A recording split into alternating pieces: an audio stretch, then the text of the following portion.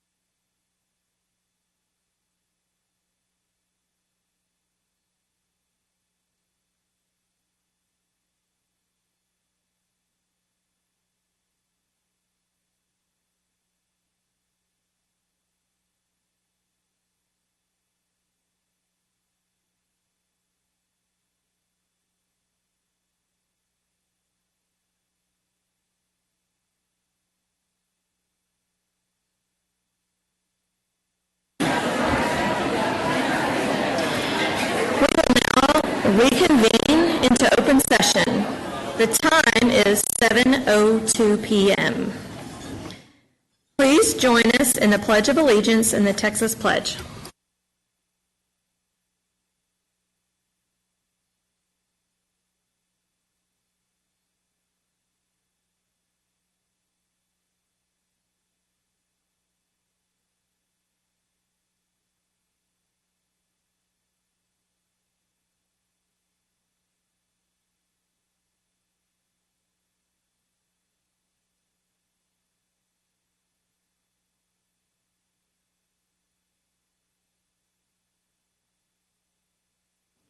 All right, welcome everyone. The Lewisville ISD Board of Trustees meets monthly to receive reports from staff and take action on recommendations from the superintendent. The board receives the agenda and all supporting documentation 10 days in advance of these regular meetings, which allows us to ask and receive answers to many of our questions. The board also meets in regularly scheduled workshops and work sessions where staff discussions and presentations are given for many of the agenda items. This protocol means lengthy discussion or a litany of questions on every agenda item is often not necessary, and as a board, we should have appropriate knowledge and preparation for responses regarding the content of our meeting tonight. Furthermore, we ask that all those in attendance conduct themselves respectfully at all times during the meeting. Any outbursts or disruptive behaviors may result in your removal from the board meeting. All right, so first tonight we're going to do student recognitions, and our Chief Communications Officer, Amanda Brim, now has that. Hebron High School esports team went the distance to win the national title last school year. After winning the high school esports league's fall major competition, which garnered the team $2,500 in scholarships, Hebron qualified and won the first ever HSEL National Championship, a competition where the top 4 teams from the biggest games are invited to compete against each other in a double elimination bracket. In addition, Hebron student Jackson Halverson was named one of the 5 finalists for the HSEL MVP Award. As the largest high school esports league in the nation, HSEL is a community of 3,400 schools and more than 140,000 students. Congratulations, Hebron Hawks.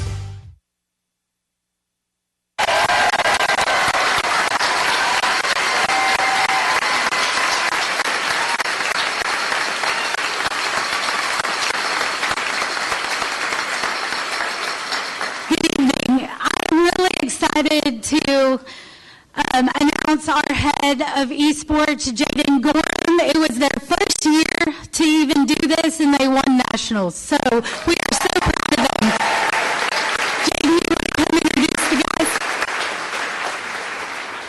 We're really privileged to come here tonight to put LISD and Hebron on the Texas and national map in a whole new way, and so I just wanted to shout out these guys. We've got 2 members here that aren't in our starting 5 that aren't here tonight, and so we've got 2 that are taking on into next year's torch and, pass it on here, and so they're ceremoniously going to take this honor for them. Starting off, we got MVP candidate Jackson Halverson. We got in-game shot caller leader Dylan Castillo. And up-and-coming senior taking over the mantle, it's Jack Liam. And newcomer PJ Peralta. And new president of our organization and a leader of last year, Akshay Kandala.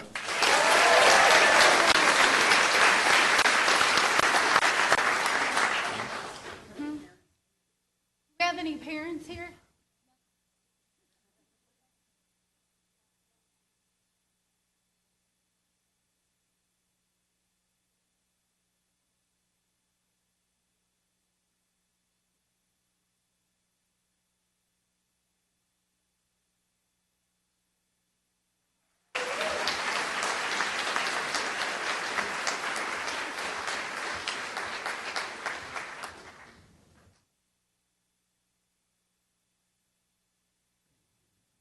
Okay, Dr. Rapp, you are up.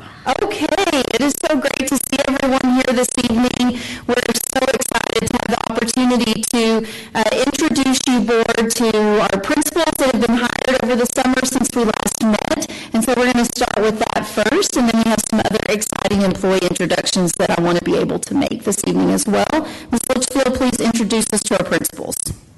Good evening, LIC. Is it good now? Okay.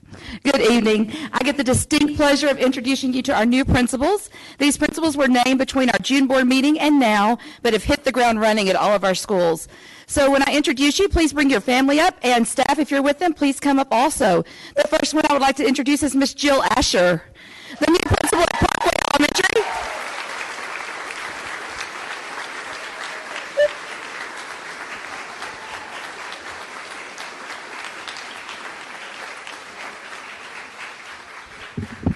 So Jill.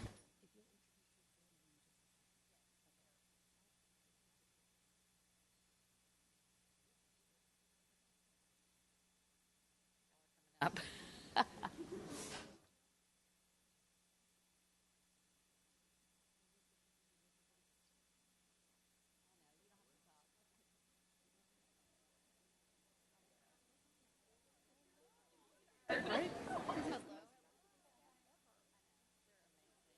Amazing. I have to speak. Hold on.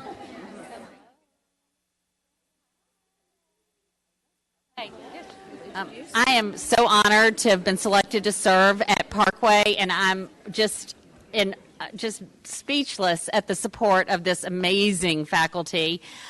My husband is on a mountain in Colorado somewhere. That's what brought us here to Lewisville. So he said he'll watch the recording. And this is one of my children. I have 4 children. This is Josh, and he's home for an internship this summer, and he's headed back to school next week. So thank you all so much.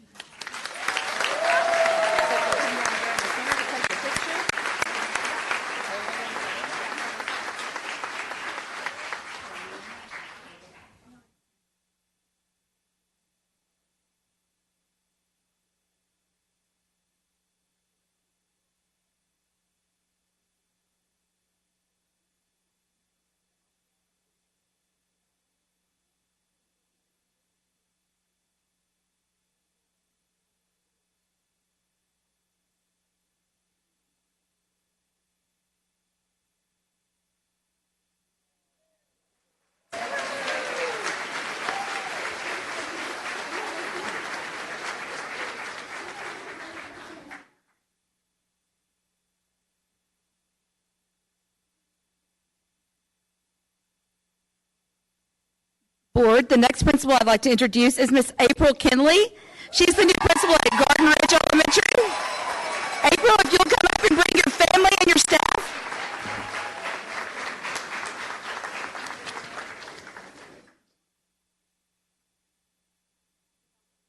Yes, watch the steps.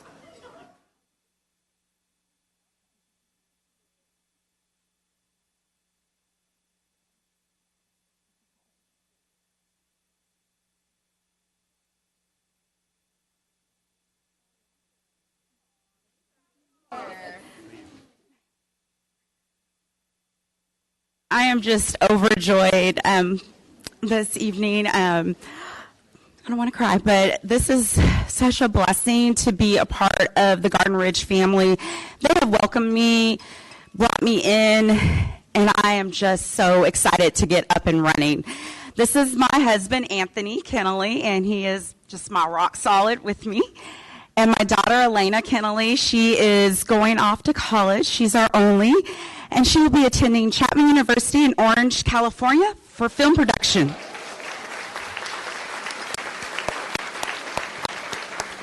So if you see me in tears in a little while, it's because I'm missing my baby. But I just love Garden Ridge, and I'm so excited. Thank you for this opportunity.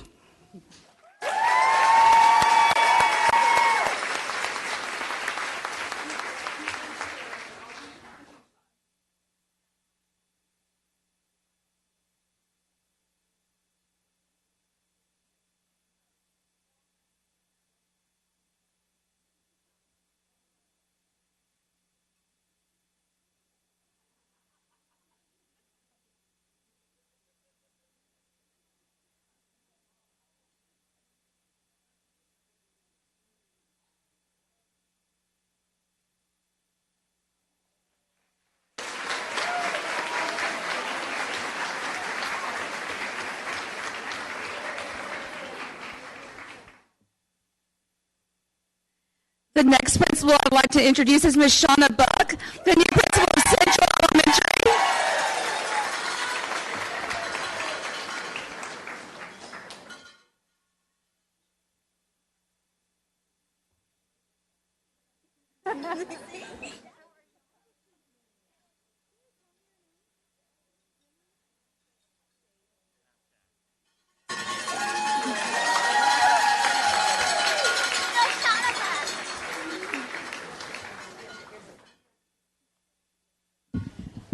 Well, I didn't know when I came to Central I was coming to like the most well-known, the most beloved school in the entire district, and it has just been an absolute honor to work with every one of these people. It's really cool to be here after having worked with them for the last several weeks. So the fact that I know what they went through today, so that they came out tonight means a whole lot. My family with me today, this is my daughter Jillian. She is going into 4th grade, and she will be with me at Central. She is my biggest cheerleader. And this is my daughter Jaden. She will be in 8th grade at Lamar this year. And my husband Chad who holds all of this together, and I could not manage any of the things that are going on without his support. So thank you guys so much.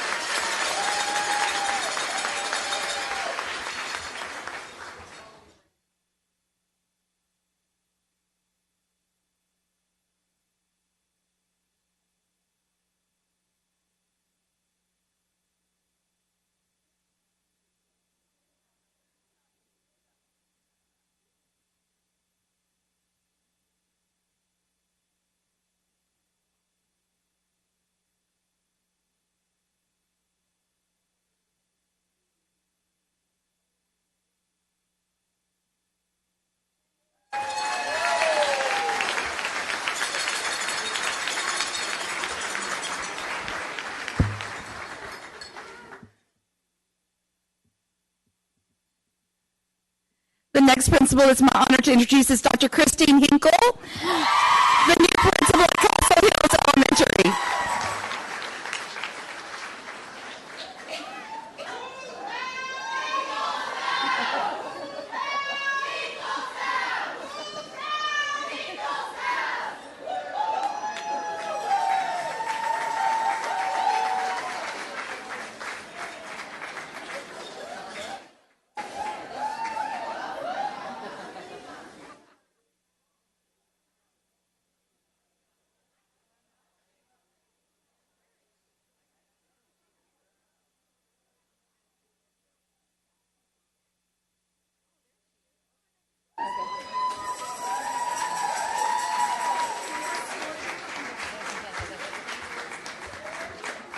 It's an inside joke, sorry. So we're from California, just got here about a year ago, so we're workaholics, and it hasn't changed since coming to Texas, so we're going to transition into that.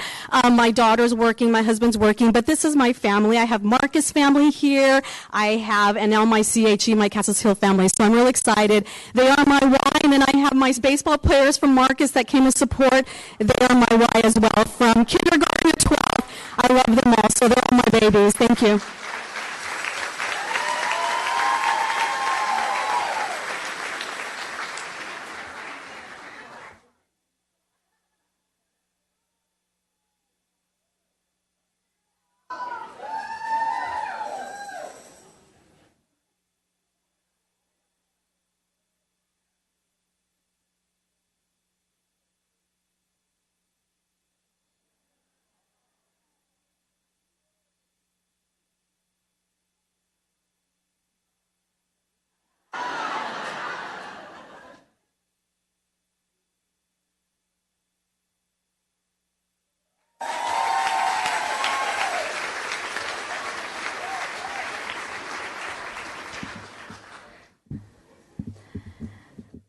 And our last fabulous leader that I'm introducing tonight is Miss Lindsay Harkins, the new principal of LHS.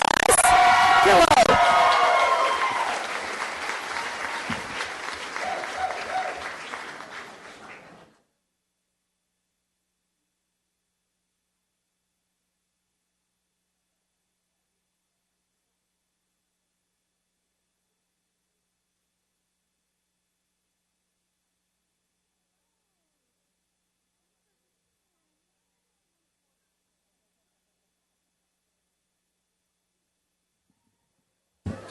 Guys, when I came to LISD 13 years ago, I began at LHS Kilo as an assistant principal and was able to serve them for 4 years.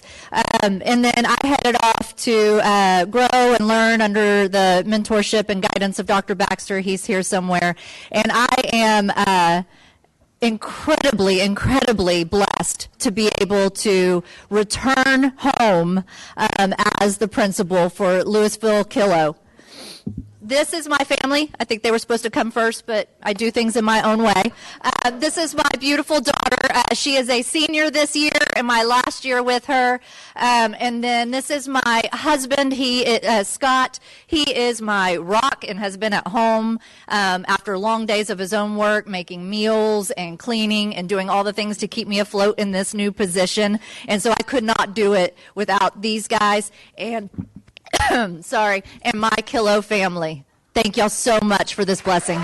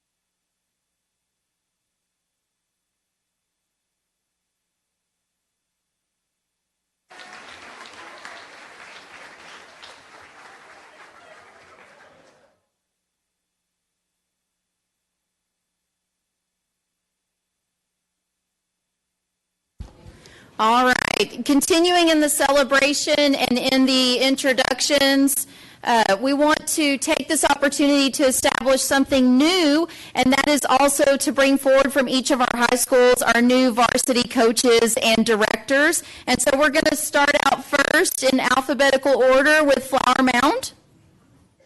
How's that alpha order sound? I just love seeing you all out there. It's amazing. Thank you all so much for being here. So, Mr. Russell, we're going to give it over to you to introduce your new employees that are here today with us. Thank you, Dr. Rapp. Thank you, Dr. Rapp.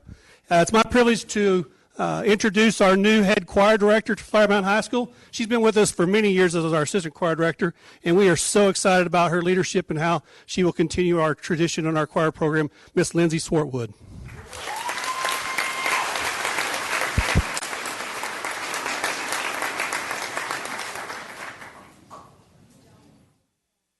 I just want to say a quick thank you. Is this on? Yes? Okay. A quick thank you to Dr. Rapp, the school board, Ms. Drinkwater, and Mr. Russell for believing in me. As Mr. Russell said, I have been at Flower Mound High School. I student taught there, taught at other districts, and I'm going into my 9th year at Flower Mound. And so I'm excited to continue the legacy and to continue to grow the program. So thank you so much for the opportunity.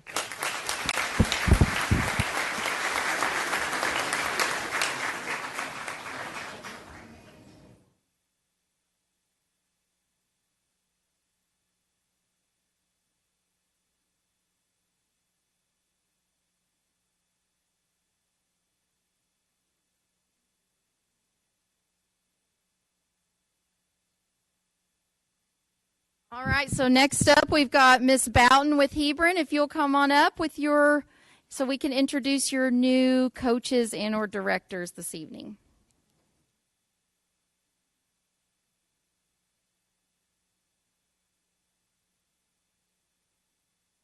I don't know, but I think we got 3 amazing hires this year, so I'm excited to introduce them to y'all. Coach Towels, okay. Our first one is Chance Edwards. He's coming to us from Cedar Park High School, and he will be our new head track and cross country coach.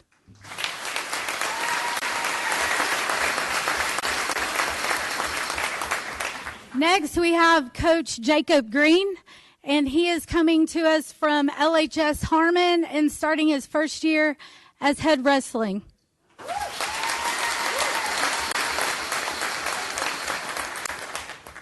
And then last, we had a really big hire with the retirement of Brian Brazel, and we now have Coach John Towels. He's coming to us from Cedar Brook High School outside of Houston.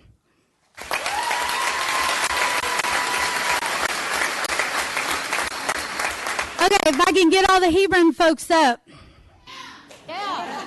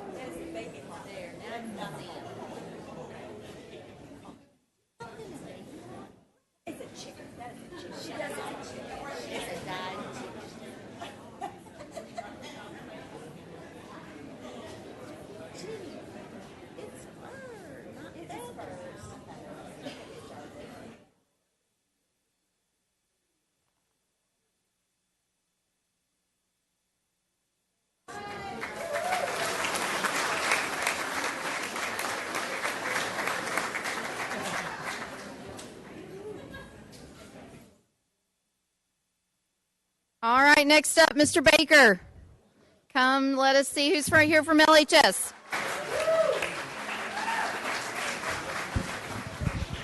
All right, if my LHS new directors and coaches would come up.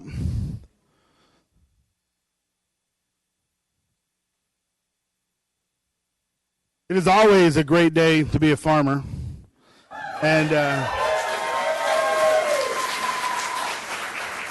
I'm excited because, we're getting better. We're constantly getting better, and we got some new people who are helping us get there. So first, our new head boys wrestling coach, Dave Rosansky.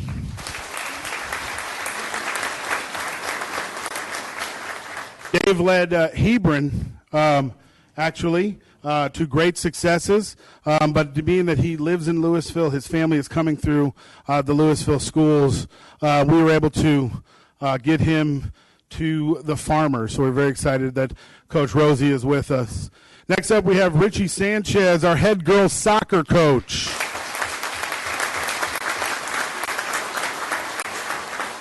Richie was most recently in Carrollton Farmers Branch, but he has been a head coach in Texas for the better part of 20-plus years. An absolute coup that we were able to get him to lead our girls. He has great success, and I can tell you from the commitment he got from the girls this summer, we are an up-and-coming program, so we're super excited about Coach Sanchez. And finally, our new theater director is Caden Maines.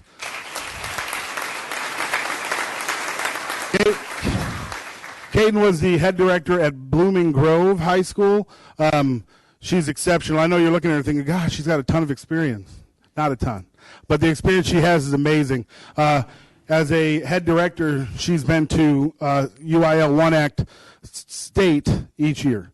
And so her successes speak for herself. She's a legendary performer herself in her time at Waxahachie High School. Waxahachie?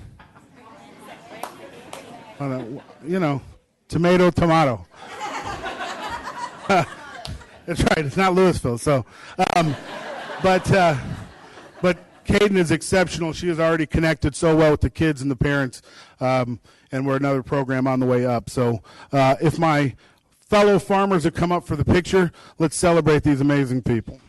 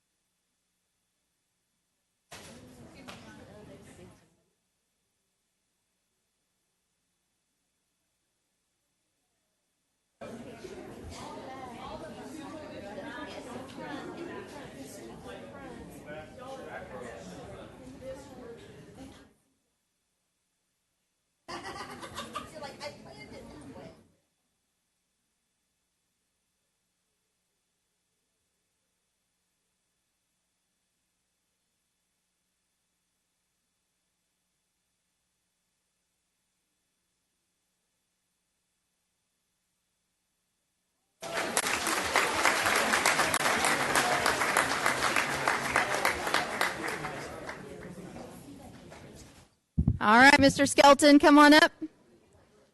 Let us meet who you've got with us from Marcus High School.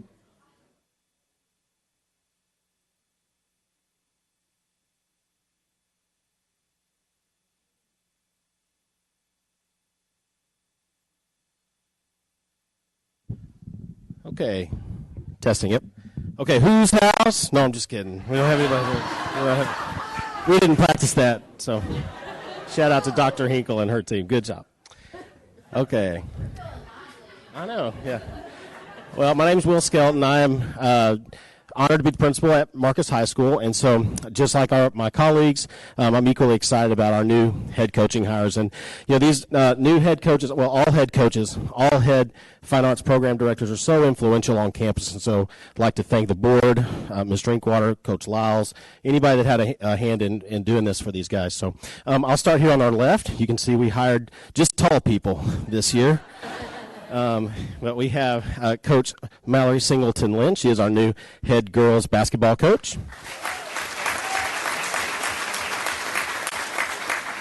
Coach Singleton Lynn comes to us from Prosper ISD, where she was the varsity girls assistant, and then before that had been a part of the Flower Mound High School girls basketball program for several years, and so we're very excited to get her.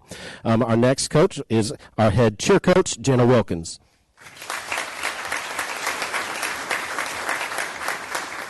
Coach Wilkins comes to us from Mount Vernon ISD, where she had a tremendously successful program, so we are very excited to be able to get her to join the Marcus team this year. Our next coach is our head volleyball coach, Lindsay Petzold.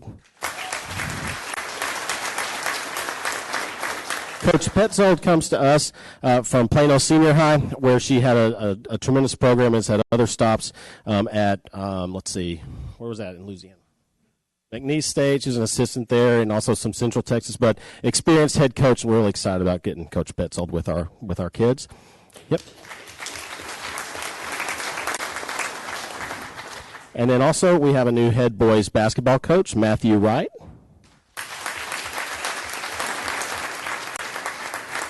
Coach Wright comes to us from Flower Mound High School also, so thank you, Mr. Russell, for all of your mentorship and appreciate that. But we're excited about Coach Wright. He has been at Flower Mound for 14 years and varsity assistant over there, and then coming over to work with us and our kids this year. So thank you in advance, guys, for all your great work. We appreciate it. Okay, Marcus family, come on up.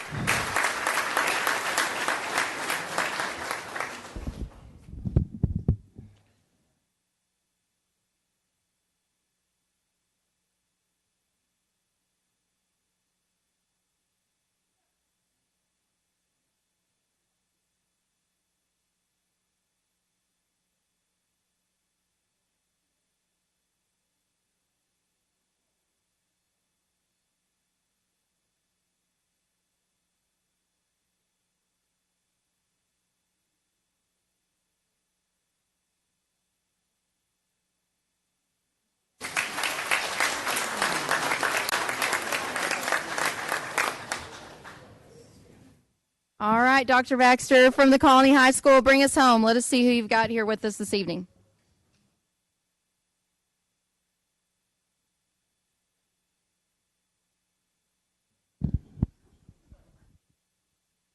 Thank you, Dr. Rapp.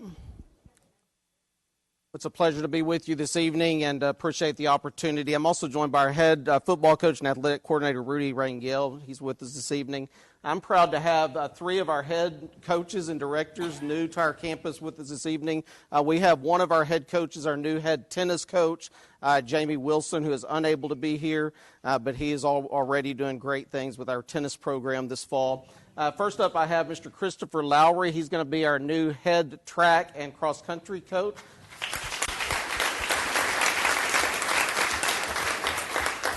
Coach Lowry is joining us from Irving Nimitz, where he spent 5 years there as the head girls track coach and head cross-country coach, and he's already doing great getting our cross-country going for the fall. So, again, Coach Lowry. Okay. Next, we have our new head orchestra director, Matthew Lovelace. Mr. Lovelace comes to us from TCU University, where he's finishing his doctorate in music, and he also has previous head orchestra high school experience in another district before he arrived there, and doing a great job already. And we have our new head girls basketball coach, Coach Shanice Smith. Coach Smith is actually an LISD product. She was a former assistant coach at Hebron, and then she went to Corpus Christi Miller as their head girls basketball coach. Spent 2 years there, shattered every record they'd ever had, made the playoffs both of her years there. First time they'd been in the playoffs in over 10 years, and so we're looking forward to having her this fall. Okay, Coach Smith. Go again.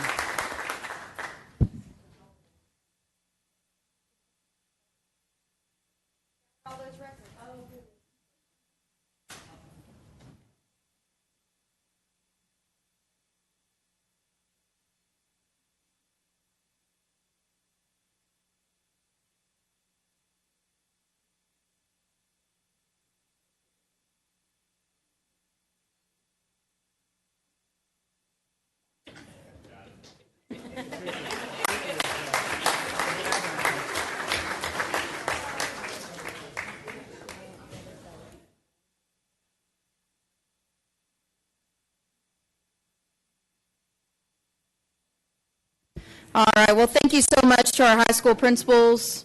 Oh, Mr. Baker's coming back up. Do we have a surprise? Okay.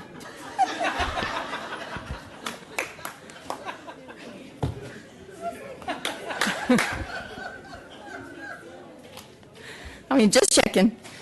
I appreciate them for getting these head coaches and directors here this evening so you all could meet them. It's been just such a pleasure to have them in the room and get to introduce them to you. I've got a few things to touch base on in the wrap rundown with you today, so I'll go ahead and go through those really quickly. Of course, as we've started this school year, we have gathered around the theme of being one Lewisville ISD with the focus on the 3 C's of community engagement that are connection, communication, and culture. And we talked about these 3 C's at our Thrive Leadership Conference for our principals, assistant principals, and central office directors, and I appreciate all the work that they did to get ready for the school year. We had our first year teacher orientation and new hire week. We had over 550 new hire teachers that we have been training since it's been time to get prepared for coming back to school. And of course, I appreciate the enthusiasm that we saw at the feeder pattern pep rally as we kicked off the school year, and just everything that the campuses did to really engage people around those ideas of connection, communication, and culture. It's been an exciting week, and we are looking so forward to the first day of school on Wednesday. My back-to-school message went out while I released my video about some critical things related to safety and security, along with our COVID guidelines. I'll go through those with you now. Of course, I'm so thankful to our partnership with our local police chiefs. They've just been amazing. The support from our cities. We will see for this school year an increased police presence, the implementation of our new elementary rover patrol program that I've spoken about in that video, where we'll have uniformed police officers in marked cars that have a small number of elementary schools that they rove between throughout the day. We'll have weekly perimeter checks of all exterior doors. We've added our tip line for elementary families. Our law enforcement, of course, go through extensive training inside of our school buildings, and we know that our staff go through extensive training too as well. And then we have strict procedures, of course, for entrance into our facilities through our secure vestibules. When it comes to COVID-19, we, of course, are remaining vigilant with our mitigation protocols and monitoring our case numbers, both students and staff. We've got our COVID tracker that will report on cases. I appreciate everyone's work related to COVID mitigation, and our staff know how to report as well so that we can ensure that everyone stays safe and healthy for this school year.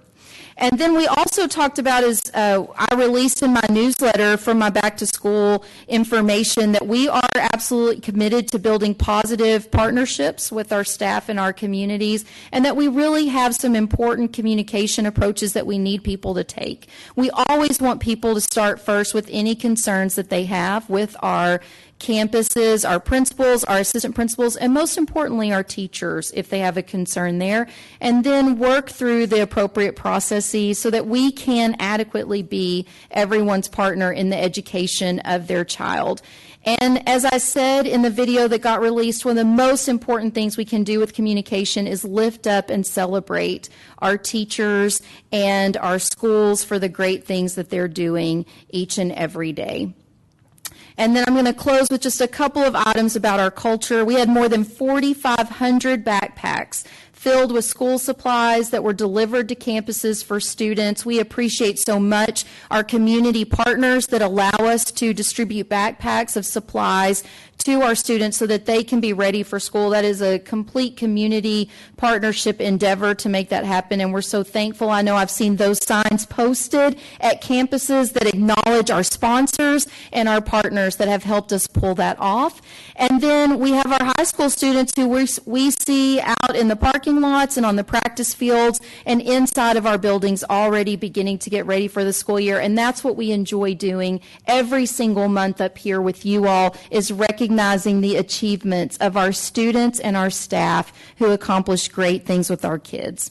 We're looking forward to a great school year, and I look forward to next month when we'll have more students in front of us for recognitions.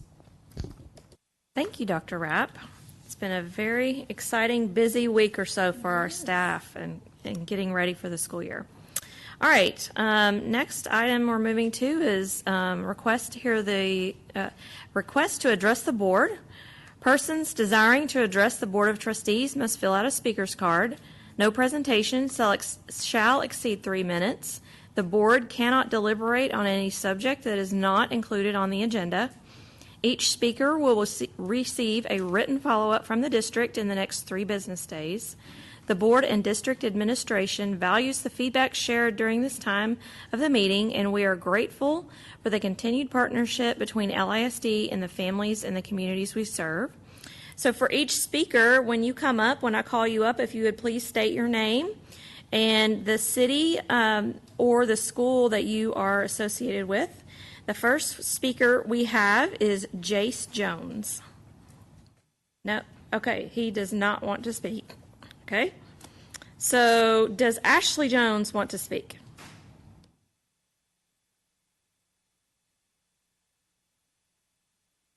I believe she does. She's coming.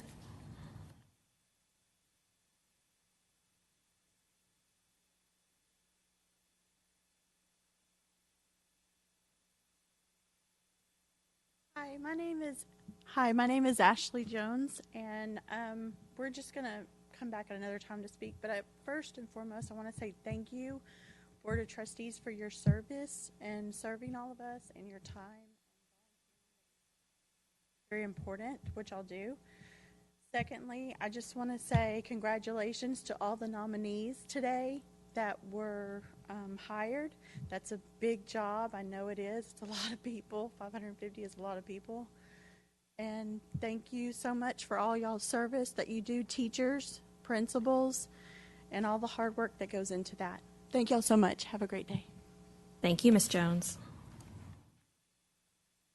Okay, and this will be our last speaker, Cassie Whitley.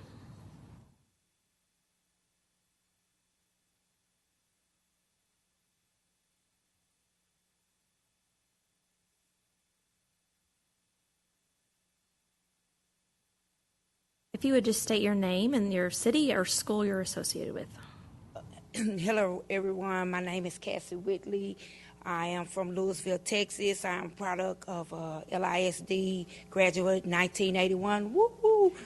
But I'm here today because this evening, on behalf of Child Nutrition, I would like for us to thank you guys for all you do. But I'm just coming trying to see, can we be in a competitive market with the other districts and our other constituents, as far as working hard, because when the kids get up and after they see their parents, we are the first people that make sure they get their cereal and they get milk and juice. So I'm just trying to see if I can just put that out there and let y'all think on it, sleep on it, and get back with us and let us know in 3 days, and we would appreciate it. It's on our agenda. Brosnick, would you like to speak real quick? Sure. I just wanted to let you know it is on our agenda. It's on the consent agenda tonight. Okay. To do that, it is item 1B. Thank on y'all the agenda. so much. We appreciate it. We'll bring y'all flowers when y'all say yes. All right, thank you. Thank you, Ms. Whitley, and we are so appreciative of the work that you guys do, and you feed all the babies for us. And yeah, because we've been very short for the last 2 years. I work by myself, and I go and visit other schools because it's like I'm the traveling helper, and I go to other schools, and it's only 2 people, and they're feeding 500 and 600 children, so it's a lot. It's a lot. But, we just thank God that we're able to do what we can get done to please everybody. So thank y'all for your time. We couldn't do the school day without you, that's for sure. Thank you. Thank you. Thank you. All right, speaking of items, did anyone like to pull an item from the consent agenda? All right. Seeing none, would someone like to make a motion to approve the consent agenda? Dr. Bonner. Thank you, Ms. Lasan. I move that the board approve the consent agenda items as recommended by administration. That's it. That's it. Do I have a second? Okay. Catherine. Ms. Sells, thank you.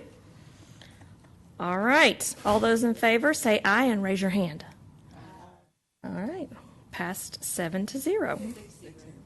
6-0, sorry. All right. Moving on. I believe we are on, I believe we're on information items. And Mrs. Maloney is up first. Thank you, Vice President Lasan, Dr. Rapp, members of the board. This first item is an annual report on LISD membership-related fees with purchasing cooperative contracts. A reminder that purchasing cooperatives are intended to increase the efficiency and effectiveness of local government entities by authorizing them to contract with one another and with agencies of the state. These contracts provide the district the ability to compare costs of products and services that might not otherwise be available. As you can see in the administrative consideration and in the report, we do list out the LISD portion of paid fees to 3 different cooperatives in total of $350. And then we also list out some vendors also pay fees to those cooperatives. We are also bringing to you the rebates that have been paid from the Tarrant County Cooperative and the Buy Board Purchasing Cooperative. This item is for information only. There's no further action by the Board of Trustees tonight. It is a routine item that we bring yearly. All right, thank you so much. And being that it is just an information item, I would just ask that if you have any questions, board, just take a note and send them to Ms. Maloney and Dr. Rapp, and we'll get to those, okay? All right, next one. You are up again, Ms. Maloney. Thank you, Vice President Lasan. This is our annual review of investment policy, CDA legal and CDA local. The legal policy provides the definitions and all of the requirements that you have to have a written policy. You have to review that policy annually. You have to designate investment officers and their required training. We have reporting requirements for our investment report to the Board of Trustees. An annual review of qualified brokers, which you just approved on the consent agenda, and it outlines authorized investments, the type of investments that you can have. What we do in our local policy is lay out our scope and strategy based on the guidance of the legal policy, and that establishes our parameters and security or internal controls. And always we have to keep in mind that the number one objective is, of course, safety of our funds, and then liquidity, and then finally yield. So that is a review of our annual review of the investment policy. No changes from the previous year. All right, thank you. Again, same thing, guys. If you would just review, and if you have any questions for the good of the board, we'll just send them to Ms. Maloney and Dr. Rapp and get answers on those at a future date. All right, Mr. Colbeck, you are up with your monthly technology report. All right, thank you, Vice President Lasan. Yes, this is a monthly technology report. It's an information item. This is something that'll continue monthly going forward. What we tried to do within the technology department is basically create some infographics for the board to see specific data points. So as you can see, our balances in our 2017 bond funds shows our remaining balance. We're down to about 18%. So this year we'll be really wrapping up a lot of our last projects of that 2017 bond program, and that's in correlation as you look at device age. I try to put together an average age of our inventory based upon our levels pre-K through 3, and then grades 4 through 12 where we have our 1-to-1 program, and then our teacher devices. And as you can see, our teacher devices are the oldest at an average age of 4.2 years. Regarding our IFE, which is basically our self-insurance program, I mentioned that it's cyclical. When you look at the revenue brought in for the year, you see that's quite low. That said, most of our revenue is actually collected in August when we open up our back-to-school forms. But I also had said in the past that, as our inventory gets older, our expenses are going to be higher. So you can see that trend, but the next time you see that, the balance will be up as our revenue will go up as we collect more fees. On the second page, this should look familiar. This is essentially infographic of our technology usage. And again, this data too, I should have said this earlier, is from the month of May. So it takes a little bit of time for us to pull this information together. So this is snapshotting as of May 31st, okay? So when you look at opt-in percentage, you'll see that's lower than what we typically have in reports in the past, and that's primarily because it's May. We're collecting devices. We have early graduation. So as you look at kids that are enrolled who has a device, that number's lower. You'll also notice that our average daily bandwidth is lower in May. We typically are well over 100 meg average per student. And then our educational usage based upon our internet filtering data is at about 62% of total bandwidth traffic. And then you can see at the bottom that shows our at home and at school average bandwidth per student by campus. So with that, again, this is an information item only, and we'll be bringing this back monthly. I just want to make a quick follow-up. Thank you, Mr. Colbeck, for presenting this information. Of course, as we talked about with you all at the board retreat, that we would start bringing a format of technology information before you each month. So this will be a standing item that you will see from Mr. Colbeck as he shared every single month to provide you a regular report on the technology status. And I know we would continue to appreciate your feedback about how this information's working for you and if there are any changes you would like to see us make to this. Absolutely. Yep. Thank you, Mr. Colbeck. All right, Ms. Smith, you're up with your employee engagement survey. Yes, and I would like to ask Dr. Hart to make her way to the podium. Courtney oversees the employee engagement survey, and I would just like to say she does a fantastic job, and it is quite detailed in process and structure, from getting it the right survey out to the right employee and managing the questions and all of the data that goes along with that. So Courtney is going to share all the information, and I just want to say publicly how grateful I am to Courtney and all of her brilliantness. Thank you. All right, looking at our employee engagement survey for spring of 22. So of course we have been using the Panorama platform. We're actually in year 5 of using Panorama, and something I'm really excited about is next year we're going to go ahead and try something new. We're going to be on the Qualtrics platform next year, and I'm excited to tell you a little bit more about that just as soon as I share the information from this year's survey. So let's look at our timeline for this year. We collect data right around the Thanksgiving break to get ready for the survey, and then that survey window opens the first day we come back after winter break. So that was January 5th for us this year. We close that survey the next Friday, so they have about 2 weeks to take the survey.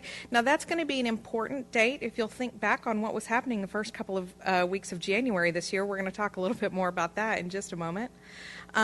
We distributed survey results to our district leaders on April the 6th. So that was just a time for us to, share with them, hey, here's what it looked like, start to talk about how do you use this information, what are we doing with this moving forward. And then by May 13th, we asked all of our district leaders to share that information with their staff members. So at this point, everyone has seen the results from their own individual campuses and departments. So something that we always share with our district leaders is that Panorama is a tool to help us learn about perceptions held by staff. It's a starting point for further conversations, right? It's like a jumping off place. It's how we learn what is the next question. Something that Panorama is not is an evaluative tool for our supervisors, and it's not a definitive solution. It doesn't give us answers. It just tells us, where do we go next? What's the next place where we're going to start looking and really start diving in? So let's go ahead and take a look at these results. So the way the Panorama survey works is it asks a question. Here's an example. On most days, how enthusiastic are the students about being at school? And there's 5 answer choices. They could be extremely enthusiastic or quite enthusiastic, somewhat enthusiastic. It's important to note we're looking at percentages of favorable responses, and only those top 2 choices, extremely and quite, are going to be a favorable response. So anytime someone chose somewhat, that is not being counted into a favorable response, if that makes sense. So let's look at what that really looks like. So we actually did ask this question of our staff this year. On most days, how enthusiastic are the students about being at school? You can see we had a 56% favorable rating. You can see at the bottom left, that's down 3% from last year.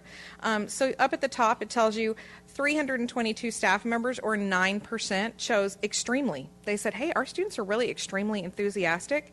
And then 46% of our staff, or 1,583, said they're quite enthusiastic. You can see about 1 in 3, 33% of staff said, hey, they're somewhat enthusiastic. And then you can see down there, 10% said slightly and 2% said not at all. Something that is really important to us with these results, because it's so interesting, you know, how people are choosing to answer these questions, is that you really, for every question, need to do a pretty deep dive and really see, you know, what there is to find out. So one of the things that we always like to do is ask people, you know, go back in time, look and see how did that change from last year. Did you have any drastic changes, you know, in the not at all enthusiastic? What about quite, or, you know, extremely? Did everyone drop out of that? You can see that it looks like a, you know, a fairly small percentage change around the board. So 9% was down from 11% last year on extremely, 46% down from 48% on quite, and you can see that's where that 3% is, from going from somewhat 30% last year to 33% this year. So no extreme changes there. Now, we have 3 specific groups of employees who received the survey, and that's because the questions are worded just a smidge differently. So we have campus instructional. That's going to be all teachers and classroom aides. And the purpose of that is there are some questions that are aimed at someone who's standing in front of students all day long, right?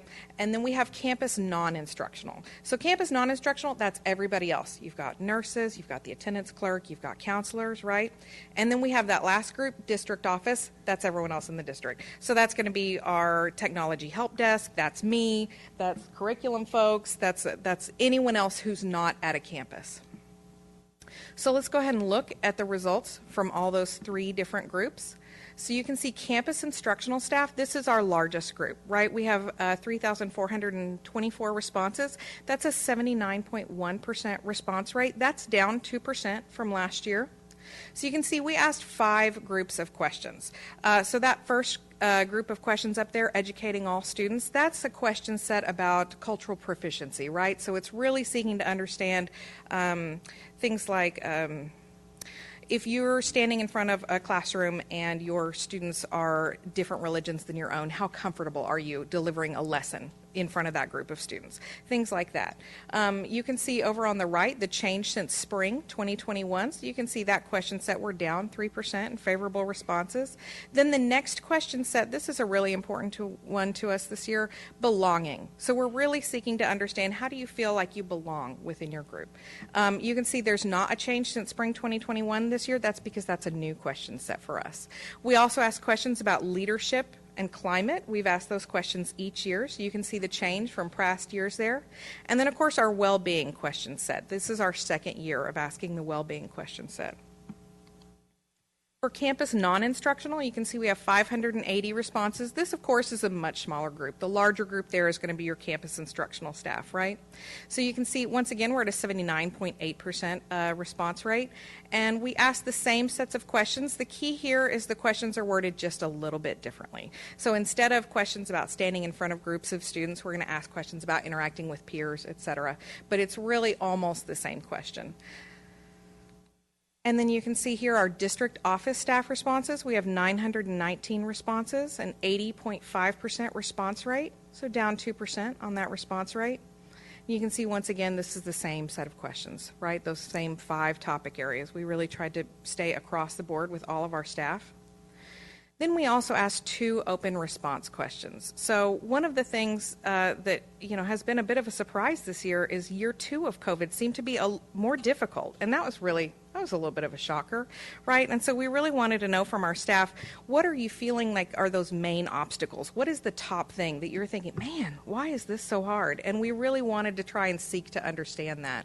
So this is what we asked for them to choose between, hey, what are those top obstacles? You can see one of the major choices across the board is increased number of students with social emotional needs. That's definitely larger across the board. You can see on the left side, those are the responses from campus instructional staff. In the middle is your campus non-instructional responses, and then on the right side are the district office responses. And these are the remaining options they had to pick from. You can see staffing shortages, something that they definitely had a concern about. The second open response question we were really interested in is, something that is really special about Lewisville is how no matter what is happening, we have staff around every corner, behind every door, who are changing children's lives. They're continuing again and again to raise the bar, and to help students learn and continue to have these amazing experiences in school. And we really wanted to know, what's your motivation? What's behind that? What's bringing you back every day? We'd love to support you in any way that we can, so we really wanted to learn a little bit about that. You can see their responses here. You can see across the board, the biggest response there is the opportunity to make a difference in the lives of students. It's a big one. Joy of teaching, passion for their content. So you can see their options there as they selected those. But let's dive just a little bit deeper into the data. Let's look at some of those question sets. So I'm always interested in campus instructional staff because that's our largest group, right? That's really where the bulk of it is. They are standing right in front of those kids every day. So let's take a look at that. I don't know about you, but my eye is always drawn to where is there the biggest difference, right? Where do we have a little bit of a change? So you can see we have a 7% decrease in climate on favorable responses. So let's dig into that a little bit. You can see this is our change over time. So you can see they're starting in spring 2018, it was 67% favorable responses, and now 5 years later, spring 2022, it's a 63% favorable responses. I'll tell you the reason I chose this slide, and I thought it was interesting. I was really concerned. We've always chosen to open that survey window right when teachers come back from their winter break, right? Because you're looking for a time when there's just a little lull. I know there's almost no times when there's a lull in the classroom, but we thought maybe this is the moment, right, when there's just a few fewer emails. And so we chose that first week of January, and it has worked fine for the last couple of years. But we did not use the crystal ball and did not see Omicron coming. And so if you'll think back on January, that was a rather wild time for us. So I was certain when these came in, I was going to open it and see like a big, very steep line. So I was very surprised to see that our teachers in the midst of Omicron were able to, they were holding it together. So that's what it looks like over a 5-year period there. So let's look at some of the questions we asked about climate. I'm most interested, of course, in the large change. Sorry, I got to get back to where, man, I got to have it big for the screen. Man, those are some tiny little letters. So the question that was most interesting to me here is how respectful are the relationships between teachers and students? Because you can see there's a drop here, and we've heard a little bit about that, right? We've heard teachers expressing some concerns about that. So I wanted to take a look and just see what were teachers saying about that? How did they respond to these, right? What percentage were in somewhat? 18%. So 55% said quite respectful, 22% said extremely. So we're at 77%, but still it's a 10% drop. So I'm always interested in knowing what did the change look like over time. So if we walk this back and look at it over the last 4 years, what's interesting is it is a drop from last year of 10%. But if you go back 2 years ago, it was also 76%. And 3 years ago, it was 77%. So just a little bit interesting to kind of note that on this question, 2021 is the outlier, which is just a little bit interesting. I was also interested in how positive are the attitudes of your colleagues. How positive are the attitudes of your colleagues? So you can see here what the breakdown looks like. And if we take that one back over time, so we've got an 8% drop here, right? We're at 52% favorable responses. And of course, in spring of 22, we had 32%, or nearly 1 in 3 of our employees chose that somewhat positive, right? They chose that middle option, which doesn't count towards favorable. But if we go back to 2021, you can see it was 60%, so there's that 8% drop. 2020 was 59%, 2019 was 59%. So there we did see a drop that's a little bit more consistent across time. Well-being is a topic that's of a lot of interest to all of us right now. Something that we're very, very cognizant of is how are our staff doing during this time, right? Making sure that they're okay. So once again, instructional staff interests me just because it's that larger group, and also because we had the largest change here. You can see we had a 3% decrease. So if you look at those questions, those top 4 questions, we're really trying to target like a moment in time. During this past week, how often did you feel engaged or hopeful? How often did you feel exhausted or overwhelmed, right? We're really trying to gather how are they feeling in that moment. See, we're trying to ask how effective do you feel at your job, right? How meaningful for you is the work that you're doing? So let's look at some of these answers. So of course my eye goes to where there's the most change. So we can see that 6% drop at the bottom. Overall, how satisfied are you with your job right now? So we had a 6% drop there, but you can see where the responses are. Looks like 29% are sitting in that somewhat. I'm always looking at somewhat because my concern is that someday I'm going to open one of these and somewhat is going to be like 4%. And you're going to look down at the bottom and see that bottom row is a huge long line of red. So it always gives me just a little bit of, it makes my heartburn go away a little bit when I see, close to 30% in that middle group. You can see here during the past week, how often did you feel hopeful at work? So that's down 5% from last year. That's a note. But then you can see we had a 2% increase in how effective do you feel at your job right now. So that's interesting. You can see how they answered those questions. And then as we move forward, something that we're really talking a lot about right now is the fact that this survey feels just a little bit like, like a final exam. Like we take it once and we ask a lot of questions. So it's like, I hope this one moment in time is good because we're going to talk about it for a year. So what we're really interested in doing is having more of a pulse check, right? So just being able to come together and say, hey, how is this happening right now? And, not as many questions, and then check back in on it quickly. Hey, how are we doing with this now? So something that Dr. Miller and Dr. Fitzhugh and Sheila and Melissa and Alex have been talking a lot about lately is just how we can use the Qualtrics platform to build those connections to be stronger, because what we're trying to do is give our leaders the ability, the information they need so that they can come together and build those connections for our staff, right? Because that's how we change the culture. So we're just looking to have a tool next year that's going to get us a little bit closer to that goal. That's what I got. Thank you so much, Dr. Hart. I appreciate that. And it looks like in our folders here, we have a more detailed survey to look at, right, along with this, so that we can peruse that. But I know that some of you in particular really love data. So is there anyone who has a brief question for the good of the group before we move to the next? Okay. You sure, Ms. Hassett? Sure, Ms. Brosnick? Okay. All right. Thank you so much. I appreciate it, Dr. Hart. Okay. And then the next one is still you, Ms. Smith? It is still me. Because, right from the New York Times bestseller is the employee handbook and the updates that we have. And while I will say that jokingly, I will say that our employee handbook is really meant to guide employees when they have a question or a concern. So we try to work really hard to put the answers to what we see might be upcoming questions in our employee handbook. I want to give a shout out and a kudos to Alex Rivera because in HR every year you kind of decide who's the person that's drawing the short straw to get the handbook updates done.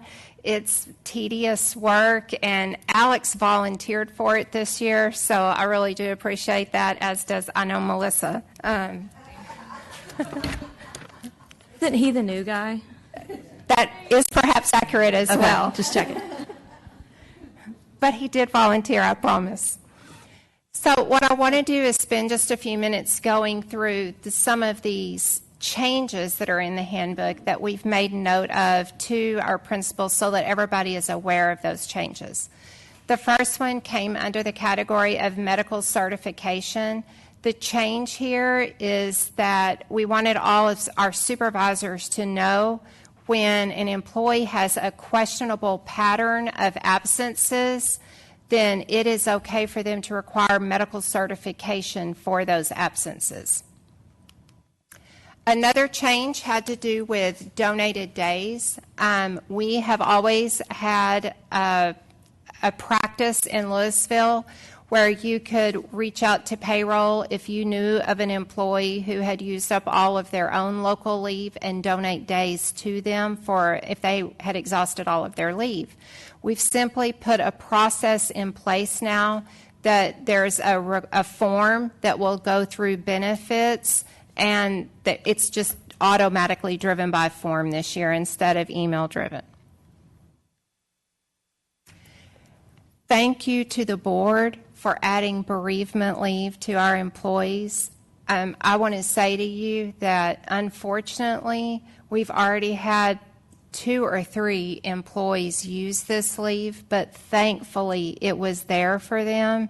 And so I just want to say thank you to you all as a board. I know this is a benefit to our employees, but I really do think it's one of those ways we go the extra mile to help them. Hardship leave, we just put a clarifying factor in here because a hardship leave was never meant to be, I ran out of leave and now my son has a dentist appointment. That's not what hardship leave is for. So we've just clarified that it is only for appointments that have to do with an ongoing treatment due to a health condition. That's where hardship leave can be used. And then we've added the process and the procedures for COVID leave. So we've added a clause in our handbook that just says we're going to visit COVID leave from year to year as necessary. And we've included in the handbook the COVID reporting requirements. So when someone all of a sudden is at home and has a positive test, we've put the guidelines in the handbook for everyone. We have also put a new section in about complying with our security guidelines involving doors.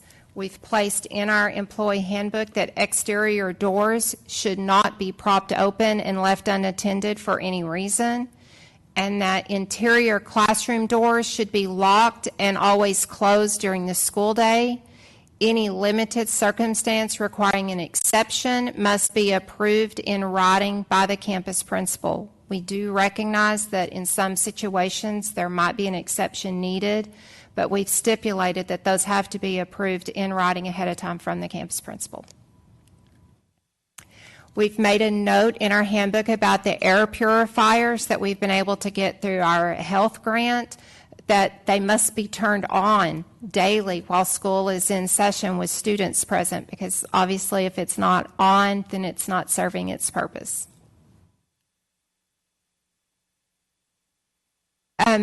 In the past, it has said that if an employee loses their badge, that they had 72 hours to let facilities know. We've changed that to immediately because 72 hours is really a long time to go with a badge that's lost or misplaced. In addition to that, we have not had a section in the handbook that spoke to key responsibility and what to do about needing a replacement key. So facilities ask us to add this in the handbook, so it talks very clearly about not allowing someone you cannot loan your key to someone or give your key to someone. You cannot make copies of the keys, and the process that you need to go through if you lose a district key. And then we've made a note that not just everyone can accept resignations, only those people who have been approved by the board, you all, to accept resignations can accept them, and that supervisors need to instruct employees to submit the online resignation form so that we can follow the process. And then finally, we've just placed grading guidelines that are in the employee handbook, but those have been updated for campuses. And I believe those are the major updates. Any questions? Thank you, Ms. Smith. Any questions for the good of the group? I believe we can all find this online on the website anyway, right? It is online, and it was released out to all employees last week, and then they will be working through an email or an automatic signature, so we have all of those on file. Great. Thank you. All right, moving on to discussion items. The first one is Ms. Maloney. Thank you, Vice President Lasan, Dr. Rapp, and members of the board. Bringing you the financials for the close of May 2022 and then June 30th, 22. We bring both of these because we did not have the June meeting. So we'll flip over to June, page 324 in your board book. And we haven't closed July, but I did check the general ledger today. We're about $10 million more in revenue as of today, with not everything posted quite yet. On the expenditure side, just a reminder, we have 2 more payrolls and a recapture payment there. In the Child Nutrition Fund, you can see that excess of the excess in revenue, and you know that we will be required to have a spend down plan, and really great steps tonight with the compensation for the child nutrition employees. And then also too, we're really trying to look at expenditures that we could move right now from the 199 to the child nutrition and kind of offset those two things and help ourselves in both of those areas. We know it's a temporary situation because of the situation that we're in, but we're really taking a hard look at that to see if we are able to do that. You can see we've collected well beyond what we said in the debt service, and we've spoken about that. I always draw your attention to page 325 down to ESSER 3. We still have funds there, and that is offsetting this school year's deficit and the the fiscal year 2023. And then flip over to 330, the investment page. And I just wanted to say that, you know, you can look at the investment income for this period of $555,000. Last year in June, it was $45,000. And so if you look at the average yield to maturity for this period at 1.021, in June of last year it was 0.067. For the 180-day Treasury bill, we see at 2.159. In June a year ago, it was 0.050. So we could, I think that as we look to the future, we'll certainly do a little better in the coming year in investments based on this data that we're seeing right now. All right, thank you. Any questions for Ms. Maloney?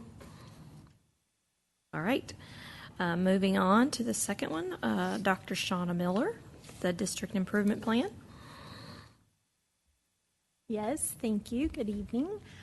So if you recall from last year, we really worked to try to create alignment from our cornerstones and board goals down to their district and campus goals. So we have continued that pattern. Remember, last year we changed the campus improvement plan format to really meet that. So we are continuing that format for this year. Here you can see the timeline of how the DIP all comes together, starting with your board goals and then go into what our district goals are based off of that.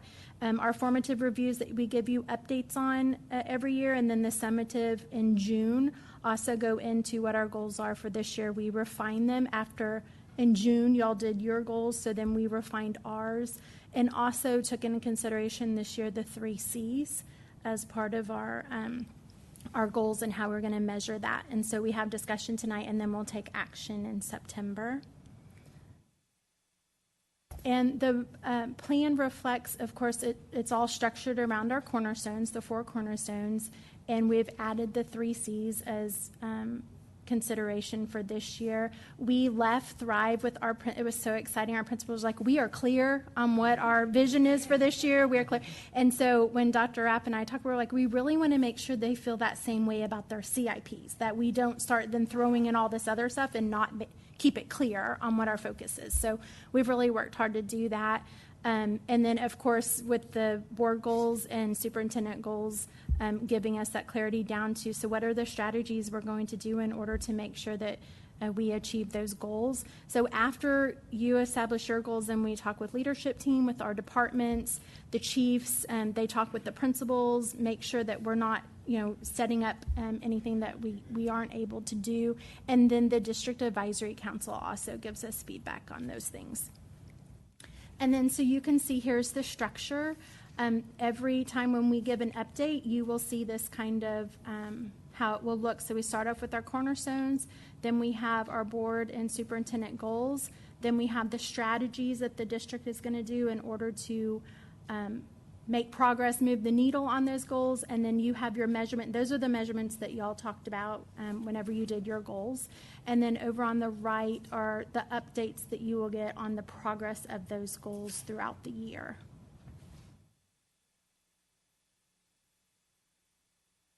And then the campus improvement plan, it's even more tight this year than it was last year. So they actually are, principals are going to get that template this week to start working on. But you'll see their objective. So for like student learning, it says what the district and board goals are for student learning, and then strategies we're going to use a district, and then the campuses will then put in their CIPs what are their strategies that they're going to do in order to ensure that they reach these goals, actually exceed them. So they will have strategies for each one of the 4 goals, and then we also have for the DIP, goal 5 is state and federal mandates, and then goal 6 is assessment. So. And then, so for updates this year, you will have the DIP formative updates in November, February, and June. And then Dr. Fitch will be sharing the student learning updates around those same times with an addition of January. And so with that, I'll take any questions y'all have. All right. Thank you, Dr. Miller. Ms. Prosnick? When will the principals have their CIPs done and available? They're starting on them now. We have some time in September, and then we will finalize them and post them at the beginning of October. Thank you. All right. We have some good stuff to look forward to from you guys. All right. So the next part is the action items. First thing we're going to do here is consider a resolution regarding a lack of confidence in the Denton Central Appraisal District and disapproving of the DCAD 2023 budget. We have a resolution here to put forward, and I have asked Ms. Sells to read that for us. So would you go ahead and do that first, please? Yes, I certainly will. Lewisville Independent School District Board Resolution regarding a lack of confidence in the Denton Central Appraisal District and disapproving of the DCAD 2023 budget. Whereas the Lewisville Independent School District, LISD, is a taxing entity within the Denton Central Appraisal District, DCAD, and relies on the DCAD for appraising properties within the boundaries of the county for ad valorem tax purposes, and whereas the DCAD operations are funded solely by the local taxing entities served by the appraisal district, which includes LISD.